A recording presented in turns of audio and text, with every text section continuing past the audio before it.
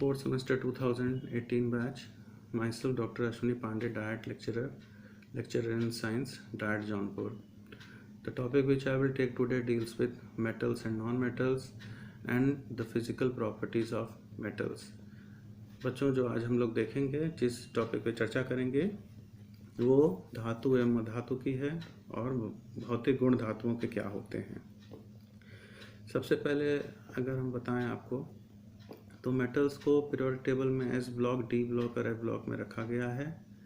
Metals जो हैं वो धातु जो हैं वो ठोस होते हैं, they are hard in nature except mercury which is in liquid form, ये हम लोग को पता है।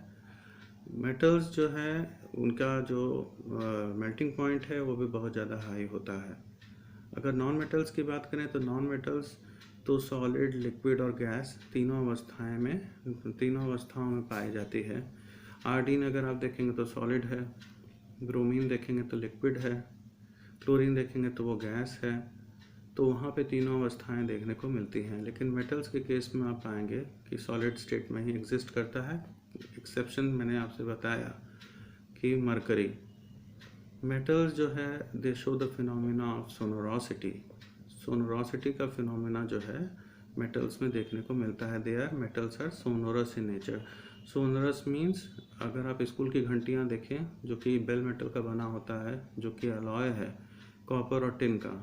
अलीगढ़ जो है सबसे ज़्यादा बेल मेटल बनाता है, तो जब उस पर एक आवाज़ आती है वो काफ़ी दूर तक जाती है। इसी फिनोमिना को कहते हैं सोनोरस होना। सोनोरस का फिनोमिना जो है वो नॉन मेटल्स में देखने को नहीं मिलता। फिर metals they show the phenomena of ductility. Ductility means तन्यता। मेटल्स जो है वो तन्यता का गुण प्रदर्शित करते हैं। अगर आप 1 मिलीग्राम गोल्ड का ले लें और उसको खींचें तो लगभग वो 100 मीटर तक चला जाता है। इसी को कहते हैं तन्यता। नॉन मेटल्स में तन्यता का गुण आपको देखने को नहीं मिलेगा। फिर malleability. Metals they show the phenomena of malleability, that is they can be beaten into sheets और प्लेट्स।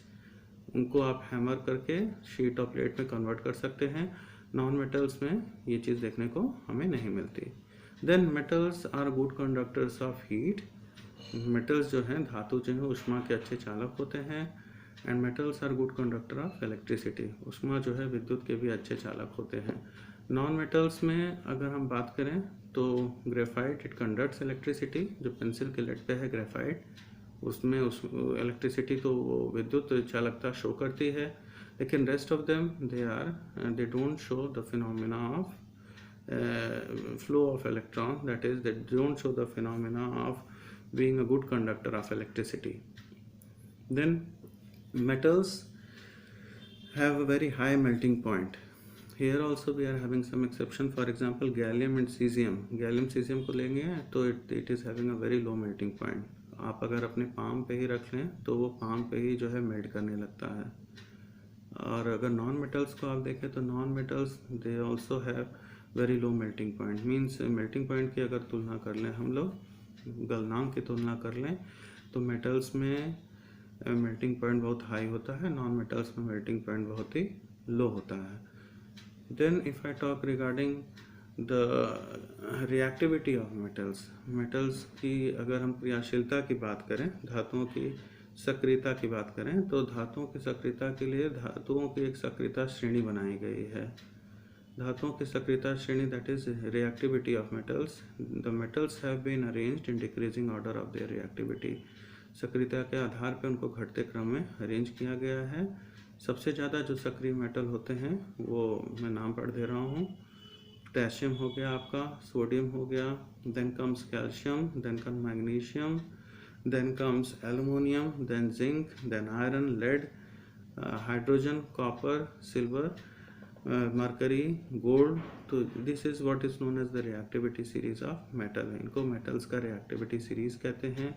इसमें जो हाईली रिएक्टिव मेटल है वो टॉप पोजीशन पे होता है और जो लीस्ट रिएक्टिव मेटल है वो बॉटम पोजीशन ऑक्यूपाई करता है।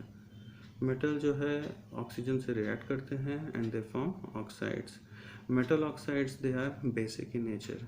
बेसिक ऑक्साइड्स मीन्स अगर इस ऑक्साइड को अगर आप लेंगे सॉल्यूशन में और आप उसमें लिटमस पेपर डालेंगे तो रेड लिटमस जो है वो ब्लू हो जाएगा। सिमिलरली नॉन मेटल का अगर ऑक्साइड की बात करें तो non metal oxides are acidic in nature. That is if you take a blue litmus paper, then blue litmus paper will get converted into red. उसके संपर्क में आने से, एसिडिक ऑक्साइड के संपर्क में आने से आपका जो ब्लू लिटमस पेपर है वो रेड हो जाएगा. मेटल के ऑक्साइड जो है एम्फोटेरिक भी होते हैं. फॉर एग्जांपल जिंक ऑक्साइड, जिसको कि हम फिलोसफर वुल भी बोलते हैं. जिंक ऑक्साइड जो है वो एसिड से भी रिएक्ट कर सकता है और बेस से भी रिएक्ट कर सकता है. मेटल जो है ऑक्सीजन से रिएक्ट करके मेटल ऑक्साइड बनाता है और मेटल ऑक्साइड जो है वो वाटर में सॉल्युबल हो जाता है. कुछ ही मेटल ऑक्साइड्स हैं जो वाटर में घुल जाते हैं और उनको हम एल्कली कहते हैं. और एल्कली का एग्जांपल हो गया आपका सोडियम हाइड्रोक्साइड हो गया, पोटेशियम हाइड्रोक्साइड हो गया, caustic soda and caustic potash.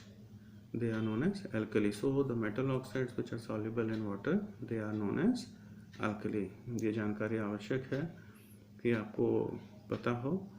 उसके बाद जो है मेटल जो है वाटर से भी रिएक्ट करता है on the basis of electrochemical series या रिएक्टिविटी सीरीज. जो हाईली रिएक्टिव मेटल्स हैं, for example sodium and potassium, they react with water and they liberate hydrogen gas. जो मॉडरेटली रिएक्टिव हैं, फॉर एग्जांपल आपका एल्युमिनियम जिंक हो गया, they react with steam and then they revolve hydrogen gas. जो less reactive हैं, एकदम least जो आपके इलेक्ट्रोकेमिकल सीरीज में एकदम नीचे रखे गए हैं, तो वो जो है वो वाटर से रिएक्ट ही नहीं करते हैं. तो उनकी रिएक्टिविटी का एक क्रम बनाया गया है, देखा गया है on the basis of the reactivity series.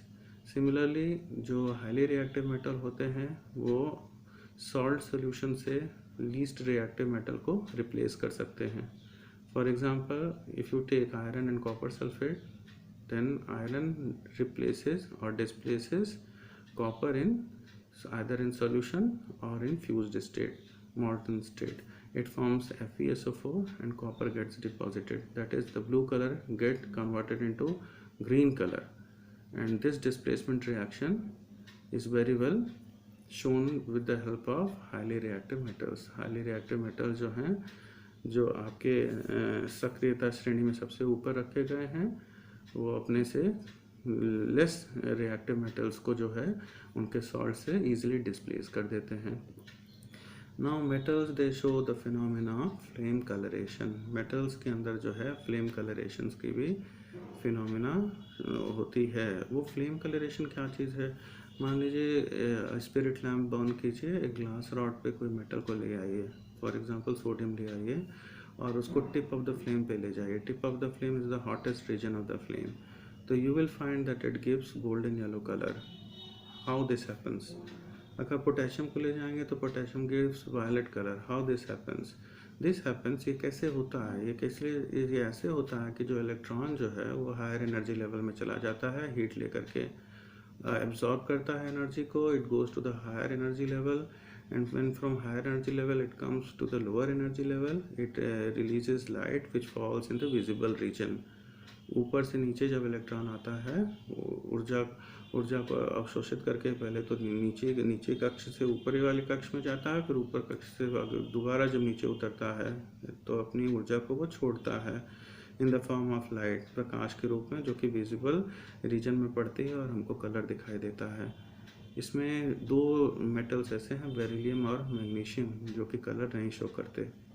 वो इसलिए क्योंकि इन दोनों की आयनाइजेशन एनर्जी बहुत अधिक होती है, तो वो गर्म करने पे भी उतनी ऊर्जा इलेक्ट्रॉन्स को नहीं मिलती है कि वो हायर एनर्जी लेवल तक जा सकें. तो in case of beryllium and magnesium you will never see any colour, but in case of lithium you will see crimson red colour.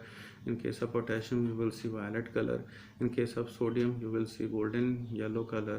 In case of barium you will see apple green color. In case of calcium you will see brick color. Different metals they show different flame coloration.